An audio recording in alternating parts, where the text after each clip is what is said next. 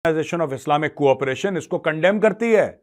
Organisation of Islamic cooperation यानी सारे मुसलमान देश कहते हैं कि यहां पे 5 शताब्दियों से 500 550 सालों से यहां पे एक मस्जिद खड़ा था, उस मस्जिद को तोड़ा गया है और यह राम मंदिर बना है। हम इसको बुरा मानते हैं, हम इसको कंडेम करते हैं, राइट, हम इसकी निंदा करते हैं। अब देखिए, अब मैं इनकी करता हूं, रुक जाओ जरा एक बार। ये बिना बिना मेजर के डंडे के ये लोग मानते नहीं। देखो दोस्तों, ऐसा है ना, सबसे पहले इनकी खुद की हरकतें देखो, राइट। हमारा जो काम था कोर्ट ऑर्डर से हुआ, हमारा काम था एकदम जेन्युइन, राइट। वरना कोई ऐसा देश नहीं है जहां पे 85% आबादी एक खास धर्म की हो और वो कोर्ट कचहरी करे, वो कोर्ट कचहरी करे और कोर्ट का ऑर्डर लेने के बाद फिर अपने इष्ट देव का मंदिर बनाए वहां पे। ऐसी कोई कौम नहीं है, सिर्फ हिंदू है। ये सिर्फ हिंदू है जो कोर्ट के रास्ते, क्योंकि हमें पता है, हमें पता है एक सही तरीका है। यही राम राज्य है दोस्तों, जहां पे मर्यादा की बात करी गई है, जहां पे लक्ष्मण रेखा की बात करी गई है कि इसको पार नहीं करना, हमें पता है। आज की तारीख में जो मक्का है, आप मुसलमानों के लिए बड़ी रिस्पेक्ट की जगह है, अच्छी बात है। मक्का जाते हैं मुस्लिम्स, अच्छी बात है, जाना चाहिए, ठीक है। लेकिन क्या वहां पे कोई नॉन मुस्लिम अलाउड है? मक्का के अंदर नहीं अलाउड है। आप घुस नहीं सकते, आप मक्का पहुंच नहीं सकते। You cannot enter if you are a non Muslim, आपको अलाउड नहीं है। अगर आपने कोशिश करी, पकड़े गए, जेल जाओगे और जेल के अंदर कोड़े पड़ेंगे और पता नहीं हाथ पैर और काट दें, और बड़ी बात नहीं है, ठीक है दोस्तों। हां, अभी स्मृति ईरानी जी मदीना तक गई थी, वो भी मस्जिद के बाहर। वो गई थी वहां पे मिलने के लिए, बहुत अच्छा काम करा, लेकिन वो भी मस्जिद के बाहर। मस्जिद के अंदर अलाउड नहीं है, राइट। एक और मैं आपको एग्जांपल देता हूं जो मैं अक्सर देता हूं दोस्तों। हाया सोफिया, वो एक चर्च था, ईसाइयों का था। जब वहां पे इस्लामिक इन्वेजन हुआ, उसको मस्जिद बना दिया गया, फिर उसका स्टेटस चेंज हुआ, और अभी हाल फिलहाल में 1-1.5 साल पहले तैयब अर्दोगान ने बोला ये क्या है? बोला साहब ये तो पुराना चर्च है यहां पे, फिर यहां पे लाइब्रेरी बनी थी, अच्छा इसको कल से मस्जिद होगा, ये कल से मस्जिद हो गया। यही ओआईसी इसने बोला, इसी ओआईसी ने क्या बोला कि तुम ऐसा नहीं कर सकते। इसने क्या ये बोला कि ईसाइयों की दिल आजारी होगी? इसने ये बोला कि ईसाइयों को बुरा लगेगा? इसने नहीं बोला, ये नहीं बोलेंगे। 428 में से 408 मंदिर पाकिस्तान में टूट गए, ओआईसी ने कुछ बोला? ये नहीं बोलेंगे, ये नहीं बोलेंगे, क्योंकि गैर मुस्लिम इनके लिए इंसान है ही नहीं, ये मानते ही नहीं इंसान उसको। ये कहते हैं कल मरता है काफिर, कल मरता है, आज मरे, आज मरता है, अभी मरे इनकी बला से। और यही इनकी सिखलाई है इनके स्कूलों में भाई, यही सिखलाई है कि भाई you are not allowed to live, you are not allowed to be your self if you are not a Muslim. That is what they have been telling the world. भाई एक बात बताओ यार, मैं ये नहीं कह रहा कि सारी कंट्रीज ऐसी हैं। यूएई ने एक कदम उठाया और बोला कि आप मंदिर बनाइए, तो बैप्स वाला मंदिर वहां पे बन रहा है, जिसकी 14 तारीख को मोदी जी वहां उद्घाटन करेंगे मंदिर का। तो मैं ये नहीं कह रहा कि सारे के सारे ऐसे हैं, बिल्कुल नहीं है सारे के सारे ऐसे। और सऊदी अरब बदलने की पूरी कोशिश कर रहा है। प्रिंस मोहम्मद बिन सलमान को I want to give him a thumbs up and a salute, he is a visionary, and prince Mohammed bin Salman Saudi Arab को गोल घुमा के ला रहा है अच्छे रास्ते पे। होना भी ऐसा चाहिए। लेकिन मुझे एक बात नहीं पता, ये ओआईसी, मुझे समझ में नहीं आ रही यार इनकी बात।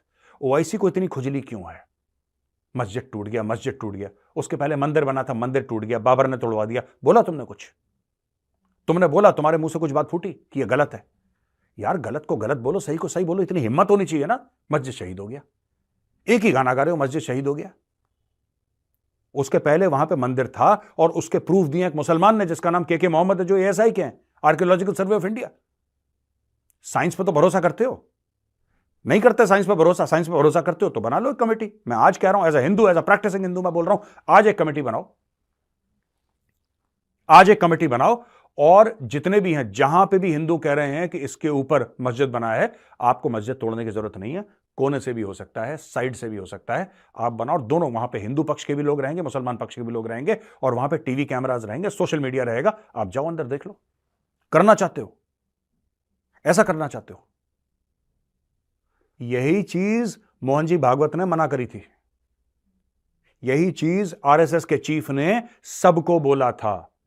He told everybody, he told the Hindus कि हर एक मस्जिद के नीचे शिवलिंग मत ढूंढो। क्यों बोला था उन्होंने? काफी हिंदुओं को बुरा लगा कि आरएसएस के चीफ ऐसा कैसे बोल सकते हैं, लेकिन आप समझिए उन्होंने क्यों बोला। क्यों बोला मोहन जी भागवत ने ऐसी बात? क्यों बोली?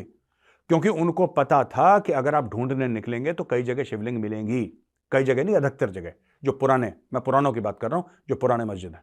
फिर उसके बाद क्या होगा यार? I am not here to make a communal statement, right? और दोस्तों एक बात बताऊं, सच, मैं आप सबके सामने आज बोलता हूं ये बात, राइट? मैं कॉन्स्टिट्यूशन ऑफ इंडिया को मानता हूं, और ये जो कहते हैं ना सेक्युलर का मतलब क्या होता है? सेक्युलर का मतलब है कि सब बराबर है, राइट? सेक्युलर का ये भी मतलब है separation of religion from the state.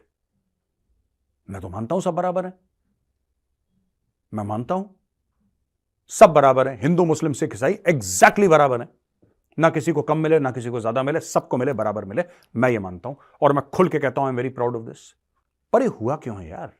ये हुआ क्यों है?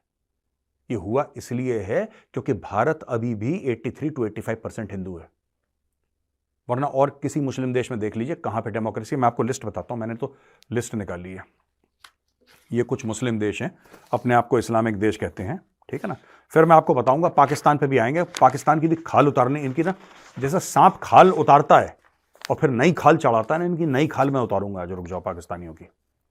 Bangladesh, Pakistan, Uganda, Turkey, Benin, Albania, Cote d'Ivoire, I hope I am pronouncing this right, Guinea Bissau, Kyrgyzstan, Mali, Sierra Leone, Suriname, United Arab Emirates, Qatar, Kuwait, Oman, Saudi Arabia, Malaysia, Azerbaijan, Bahrain, Brunei, Darussalam, Burkina Faso, Algeria, Djibouti, Chad, Morocco, Gabon, Gambia, Guinea, Iraq, Iran, Libya, Kazakhstan, Mozambique, Niger, Turkmenistan, Jordan, Yemen, Syria, Tajikistan, Togo, Tunisia, Palestine. यार एक बात बताओ, ये मैंने इतने नाम ले दिए, ठीक है? इसमें से बताओ भाइयों, कौन सा ऐसा कंट्री है जो कि परफेक्टली सेक्युलर और परफेक्टली डेमोक्रेटिक है, जहां पे कू नहीं हुआ कभी, जहां पे कोई शेख नहीं है, जहां पे कोई अमीर नहीं है, जहां पे कोई जर्नल नहीं बैठा, या पहले वहां पे मिलिट्री कू ना हो रखी हो कि जहां पे कोई पॉलिटिशियन हो जिसके गर्दन काट के कोई और बैठ गया हो। एक कंट्री का नाम बताओ उसमें से। एजुकेट मी यार, एजुकेट मी। फिर ह्यूमन राइट्स की बात करोगे, खुद के गरेबान में तो देख लो एक बार। You are telling India, you are telling India the world's largest democracy. अब भारत को सीख देने के लिए चले हो, हमारे राम मंदिर को कंडेम कर रहे हो। हमने अगर मांगना शुरू कर दिया और हक का मांगना शुरू कर दिया तो फिर ओआईसी डिसबैंड हो जाएगी भाई। There will be no OIC. अगर हमने सिर्फ हक का मांगना शुरू कर दिया तो, नाजायज नहीं, ओनली हक का, साइंटिफिकली प्रूवन, साइंटिफिकली प्रूवन कि भाई ये हमारे बाप दादाओं की जमीन थी, कि ये सामने प्रूफ है, आप भी आओ हम भी आते हैं। आप ये करना चाहते हो? आप चाहते हो देश में ऐसा हो? आप चाहते हो दुनिया में ऐसा हो? अगर ऐसा होगा, गलत होगा, नहीं होना चाहिए। मैं भी कहता हूं गलत होना चाहिए, एज अ हिंदू मैं कहता हूं नहीं होना चाहिए ऐसा। ईरान द्वारा की गई एयर स्ट्राइक के बाद से ही पाकिस्तान बौखलाया हुआ है। अब पाकिस्तानी मीडिया ने भी दावा किया है कि पाकिस्तान ने ईरान में कई आतंकवादी ठिकानों पर हमला किया है। यह हमला कब और कहां किया गया है, इसे लेकर अभी तक कोई जानकारी सामने नहीं आई है। ईरान या पाकिस्तान की ओर से भी इस मामले को लेकर अभी तक कोई आधिकारिक बयान जारी नहीं किया गया है। पाकिस्तानी मीडिया के मुताबिक ईरान में बीएलएल आतंकवादी ठिकानों को निशाना बनाकर यह हमले किए गए हैं। पाकिस्तान दावा करता है कि ईरान के अंदर Balochistan liberation army BLA, Balochistan liberation force BLF जैसे बलूच अलगाववादी उग्रवादी समूह सक्रिय है, जो पाकिस्तान विरोधी गतिविधियों को अंजाम देते हैं। पाकिस्तान का दावा है कि बलूचिस्तान लिबरेशन फ्रंट और बलूचिस्तान लिबरेशन आर्मी ईरान में रहकर पाकिस्तान के खिलाफ साजिश रचते हैं और हमले करते हैं। पाकिस्तान का दावा है कि ईरान ऐसे संगठनों को आश्रय देकर उनकी मदद करता है, वहीं ईरान ऐसे दावों का हमेशा से खंडन करता आया है। दरअसल उत्तर में बलूचिस्तान की सीमा अफगानिस्तान तथा पश्चिम में ईरान से सटी हुई है। बलूचिस्तान हमेशा से ही खनिज संसाधनों से संपन्न प्रांत रहा है। बलूच हमेशा पाकिस्तान से अपनी आजादी की मांग करते रहे हैं, अपने इलाके से महत्वपूर्ण खनिज संसाधनों को निकालने का विरोध करते हैं। पहले यहाँ पाकिस्तान खनिज संसाधनों का दोहन करता था और बाद बाद में उसने चीन को इसकी अनुमति दे दी। तब से बलूच नागरिकों का विरोध और बढ़ गया। इसी विरोध के चलते BLA और BLF जैसे संगठन पाकिस्तानी सैन्य बलों तथा चीनी सैनिकों को निशाना बनाते रहे हैं। इससे पहले पाकिस्तान के आतंकी ठिकानों को निशाना बनाकर की गई ईरान की एयर स्ट्राइक में 2 बच्चों की मौत हो गई और 3 अन्य घायल हो गए थे। पाकिस्तान ने अपने हवाई क्षेत्र के उल्लंघन की कड़ी निंदा करते हुए ईरान के प्रभारी राजदूत को विदेश मंत्रालय में तलब किया था। पाकिस्तानी विदेश कार्यालय ने बयान जारी कर कहा कि ईरान का यह कृत्य उसके हवाई क्षेत्र का अकारण उल्लंघन है। इसके बाद पाक समर्थित आतंकी संगठन ने एक ईरानी सैन्य अफसर की गोली मारकर हत्या कर दी थी। ईरान लगातार चेतावनी दे रहा है कि जैश उल अदल आतंकवादी समूह उसके सुरक्षा बलों पर हमला करने के लिए पाकिस्तान की भूमि का इस्तेमाल कर रहे हैं और बलूचिस्तान के सीमावर्ती शहर पंजगुर में इसके ठिकाने हैं। पाकिस्तान ने कहा ईरानी विदेश मंत्रालय के संबंधित वरिष्ठ अधिकारी के समक्ष इसे लेकर पहले ही कड़ा विरोध दर्ज कराया जा चुका है।